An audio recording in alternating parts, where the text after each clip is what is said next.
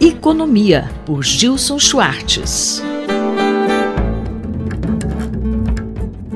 Professor, qual o tema da coluna hoje? Em meio à crise, um mercado surgindo, despontando, pode chegar a 4 trilhões de dólares nos próximos 10 a 15 anos. As curvas, os gráficos, os indicadores são exponenciais. Nós estamos vivendo um período de aceleração digital que parece deixar todas as versões anteriores da internet no chinelo. Tamanha a taxa de aceleração e o nível de inovação necessários para que essa realidade virtual, essa digitalização, enfim, essa economia converta-se finalmente numa economia, onde o acesso a dados, a códigos e a capacidade de programação define o futuro de cada indivíduo na sociedade. E não é só no emprego, é na brincadeira, no lazer, no entretenimento, no acesso à saúde, no acesso a espaços físicos nas cidades.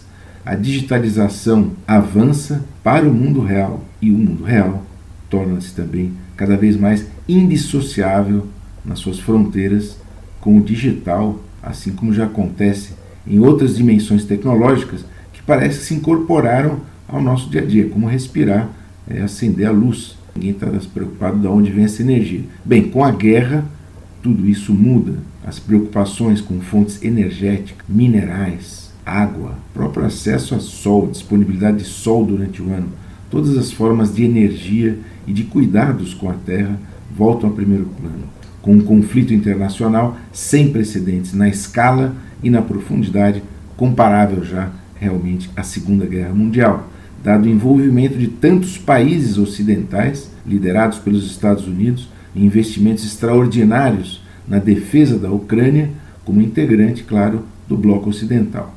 A Rússia insiste, leva os mercados de energia a um momento de crise também sem precedentes, que para os verdes, para os ambientalistas, pode significar também um ponto de inflexão rumo a um desenvolvimento mais sustentável. Será que o digital, a transformação digital de 4 trilhões de dólares vai gerar empregos para muita gente ou para pouca gente? E o metaverso? O que significa o metaverso?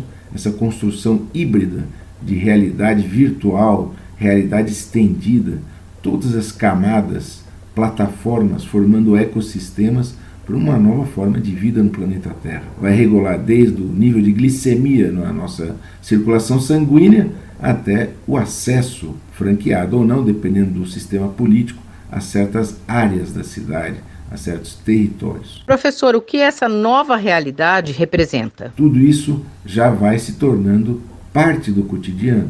A transformação digital, para ser bem sucedida, entretanto, como todas as grandes transformações na história do capitalismo, ela só se torna viável se ela é sustentável. Senão, é o ciclo de crises altas, momentos especulativos e depois a debacle, a recessão, no caso atual, mais próximo de uma estagflação, convivendo com a aceleração digital. As empresas de tecnologia não estão sozinhas.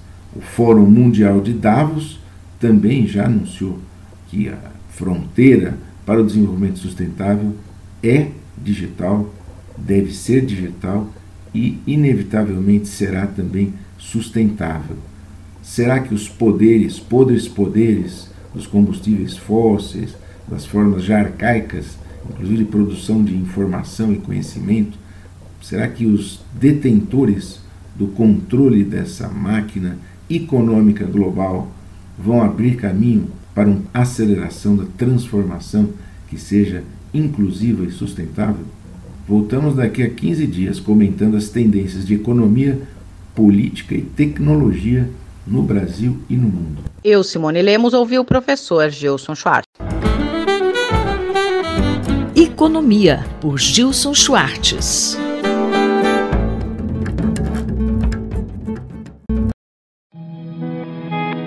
Ouvir imagens com Gisele Beigelman. Professora, qual exposição a senhora indica para os ouvintes da Rádio USP? Leila, a minha indicação para você e para os nossos ouvintes essa semana é a exposição urbana do TEC, que está em cartaz no Museu de Arte Brasileira da FAAP, com curadoria da Laura Rago. O TEC é um artista múltiplo que transita aí com muita facilidade, com muito vigor entre os vocabulários do desenho e da pintura, sempre com uma interlocução muito forte com o grafite, com a arte urbana. Ele tem várias intervenções na cidade de São Paulo, em outras cidades do Brasil e da Argentina.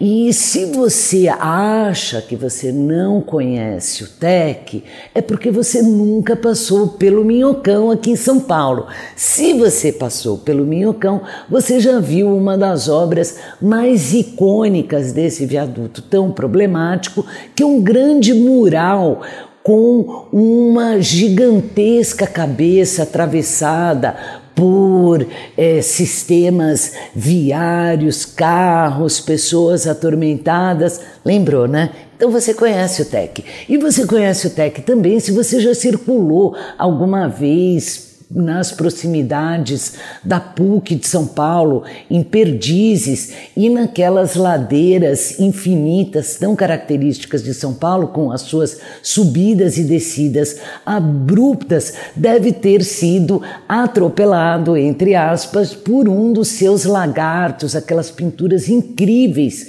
de animais que ele faz no chão, no asfalto da cidade. Isso é uma das características mais interessantes do TEC, a maneira como ele adere de tal forma aos lugares em que ele intervém, que é praticamente impossível figurar mentalmente esses lugares sem associá-lo às obras que ele implantou em cada um desses locais. E o que a senhora destacaria nesta exposição? Eu destaco nessa exposição dois aspectos. Como essa exposição realmente acentua essa característica da capacidade do TEC de dominar as escalas dos lugares. Ele ocupa o recinto expositivo com a mesma maestria com a qual ele ocupa as ruas da cidade, com murais gigantescos e obras em pequeno e médio formato que já são do seu trabalho pictórico. Mas, em especial, eu chamo atenção para um tipo de projeto que o TEC vem realizando já há algum tempo com crianças de escolas públicas que conduzem e pautam as formas como ele pinta determinados murais. Um deles está lá no MAB da FAAP, tem que ir lá para ver, conferir e entender o que eu estou falando. A exposição fica em cartaz até o dia 9 de outubro no Museu de Arte Brasileira da FAAP. Eu fico por aqui e até a próxima. A professora Gisele Beigelman conversou comigo, Leila Kiyomura, para a Rádio USP. Ouvir imagens com Gisele Beigelman.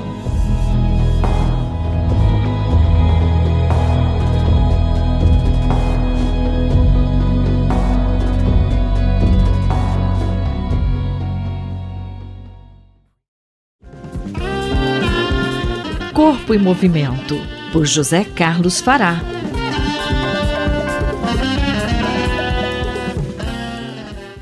Na coluna de hoje irá tratar de respostas alérgicas à atividade física. Existem dois casos, a urticária colinérgica, que são pequenas erupções na pele que ocorrem devido ao aumento da temperatura do corpo, e a anafilaxia, que é um quadro mais grave de alergia, embora seja mais raro de acontecer. A fonte é um artigo publicado na Biblioteca Virtual em Saúde. Olá, ouvintes! Em nossas colunas, sempre destacamos os efeitos benéficos da prática da atividade física e do exercício. E é fato que esta prática é muito saudável e impacta positivamente em nosso bem-estar. Mas é possível que uma pessoa tenha alergia desencadeada por atividade física, como consequência de um problema maior. Segundo o artigo publicado na Biblioteca Virtual em Saúde, que é vinculada à Organização Pan-Americana de Saúde, existem 2 casos em que a atividade física pode desencadear uma resposta alérgica, que é na urticária colinérgica e na anafilaxia induzida pelo exercício. A urticária colinérgica são erupções que aparecem na pele. São pequenas bolhas que ocorrem devido ao aumento da temperatura do corpo. Segundo o artigo, aparece entre 2 a 30 minutos depois do exercício físico, causadas pela transpiração, como também pode aparecer em banho quente ou sauna, ou seja, ela está diretamente relacionada ao aumento da temperatura corporal. O tratamento é muito simples, como o uso de compressas de água gelada nos locais das lesões e o uso de alguns medicamentos, que devem ser orientados pelo médico. A outra situação muito rara é quando ocorre a anafilaxia induzida pelo exercício, que se manifesta por coceira generalizada, manchas vermelhas na pele, inchaço, sensação de calor generalizado, desconforto gastrointestinal, entre muitas outras consequências, que podem, em casos graves da crise, chegar a um choque anafilático. Ela surge entre 2 a 30 minutos após a realização de exercícios vigorosos, permanecendo por até 3 horas. Geralmente acontece somente se o exercício for realizado após a ingestão de alguns alimentos muito específicos e o uso de anti-inflamatórios, além de condições climáticas como calor intenso e proximidade do período menstrual no caso das mulheres. Como vimos, são casos muito específicos que isso acontece. Professor, como se deve proceder quando esses sintomas aparecem em decorrência da atividade física? Como já vimos, são situações muito específicas e raras, que podem ser evitadas planejando a ingestão de alimentos em até 6 horas antes da prática, dependendo da tolerância ou intolerância da pessoa. Como também não realizar a atividade física quando estivermos fazendo uso de anti-inflamatórios. A prevenção é a melhor conduta que deve ser tomada. Também muito importante a consulta ao médico para diagnóstico preciso. Mas também lembramos que a atividade física não é a causa, mas uma resposta alérgica causada pelo uso de medicamento e alimentação inadequada. Nesses casos, a orientação médica e nutricional é muito importante. Este é José Carlos Fará, falou comigo, Ivanir Ferreira, para a Rádio USP. Anote aí, se você tiver alguma dúvida ou queira mandar alguma sugestão para essa coluna, envie um e-mail para ouvinte@usp.br, aos cuidados do professor Fará. Corpo em Movimento, por José Carlos Fará.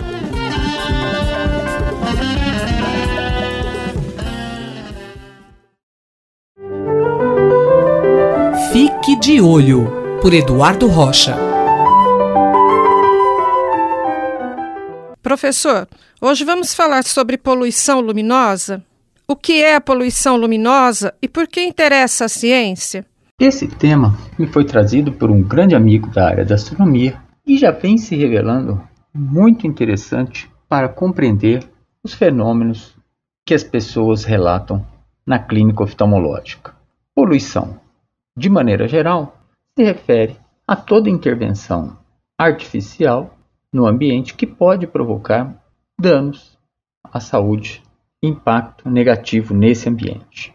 Interessa profundamente a ciência porque muitas dessas pessoas que têm hipersensibilidade trazem suas queixas para o atendimento médico e também o conhecimento dos fenômenos relacionados tanto à geração de energia para produzir a luz artificial noturna, bem como as intervenções no ciclo de vida de micro-organismos, plantas, pequenos animais causados pela interrupção do ciclo noturno são fatos que vêm sendo estudados nas diversas disciplinas científicas e revelando elementos significativos na saúde humana, problemas como distúrbio do sono, obesidade e suas consequências, como diabetes, etc., podem estar relacionados por exemplo, a troca, a inversão do ciclo circadiano. No avançar da civilização, observamos que não há mais do que 150 anos, a luz deixou de ser esse raro fenômeno previsível que recebemos com o amanhecer do dia. Diga-se raro, porque essa previsibilidade acontece de maneira geral em pouquíssimos lugares do universo, também como observado pelos astrônomos, mas no nosso planeta tem a constância que permite fazer previsões, programações de vida, de colheitas, de plantio e uma série de outras organizações do nosso calendário e obrigações. Por outro lado, quando dominada a combustão e em seguida a luz elétrica, tudo isso foi trazido para o ambiente interno e dessa forma passou assim a cada vez mais intensamente e persistentemente fazer parte do dia a dia das noites das pessoas. Daí que, como sinônimo em pesquisa, poluição luminosa também é chamada de luz artificial à noite. Como chegamos a esse nível de exposição luminosa e para onde essa luz toda nos levará? Pesquisas observacionais vão permitir conhecer melhor os efeitos nos hormônios das pessoas, na reprodução dos pequenos animais, na vida que acontece ao redor dos grandes centros, e com isso é curioso e interessante que alguns mapas de luminosidade dão ideia de onde essa luz artificial mais se concentra nas regiões do mundo, e assim vamos poder estabelecer previsões e maneiras de atuar os impactos negativos, tanto na geração de energia para dar suporte a essa luz, como maneiras de modular a sua intensidade e o tempo de exposição. Poluição luminosa é então um tópico de ciência tão importante para a saúde das pessoas, bem como para o entendimento da saúde ambiental. Acabamos de ouvir o professor Eduardo Rocha, da Faculdade de Medicina da USP em Ribeirão Preto. Até a próxima edição. Rosimeire Talamone para a Rádio USP. Fique de Olho, por Eduardo Rocha.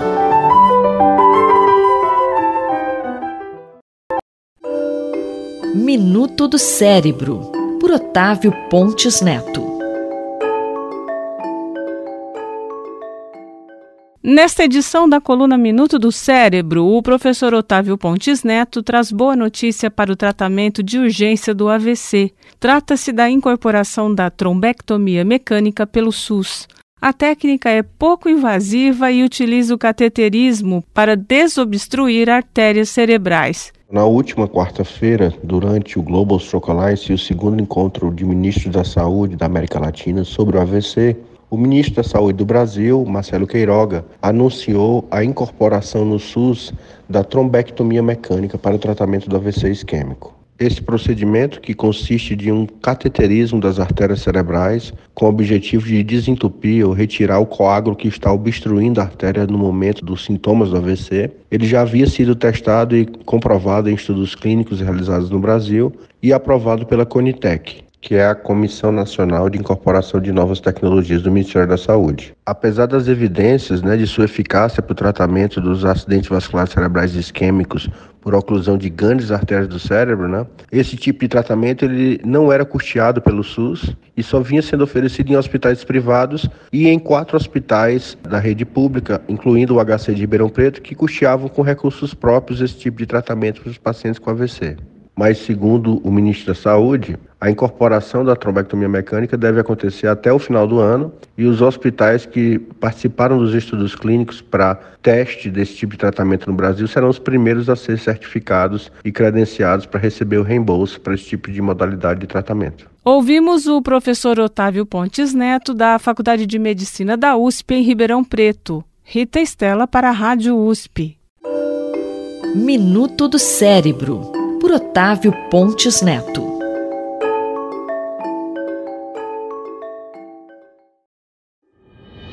Cotidiano na Metrópole, com o professor Nabil Bonduki. Olá, professor Nabil. Na coluna de hoje, o assunto envolve a ocupação de áreas públicas por organizações privadas no município de São Paulo. A ocupação de terrenos públicos municipais por entidades privadas é uma questão que se arrasta há décadas no município de São Paulo. Clubes esportivos, entidades privadas, empresas têm ocupado áreas públicas municipais, muitas delas com dezenas de milhares de metros quadrados. Algumas têm termos de cessão ou de concessão, firmados com a prefeitura, outras meramente invadem essas áreas. O problema se arrasta, como eu disse, há muitas décadas. Em 2001, fiz parte de uma CPI, uma comissão parlamentar de inquérito, que investigou 200 áreas, mais de 200 áreas ocupadas por particulares. Algumas delas tinham termos de cessão ou de concessão da prefeitura, mas as contrapartidas eram mínimas e geralmente não eram cumpridas. Quem mais se destacava nessa categoria eram os clubes esportivos, desde os grandes clubes de futebol como São Paulo, Corinthians, Palmeiras, passando pelas torcidas organizadas, como a torcida Jovem do Santos, a torcida do Corinthians, mas também por clubes privados, clubes que são frequentados pela população de alta renda da cidade de São Paulo, como, por exemplo, o Clube Alto de Pinheiros, o Círculo Militar, o Clube dos Magistrados de São Paulo, né? São muitas áreas que são ocupadas por essas instituições que se comprometiam a dar contrapartidas mínimas, que não guardavam nenhum tipo de relação com o valor daquela área, né? Por exemplo, receber uma vez por semana uma escola para utilizar a quadra esportiva do clube, ou treinar algum atleta de alguma instituição privada que fosse apoiada pela prefeitura, em suma, contrapartidas irrisórias.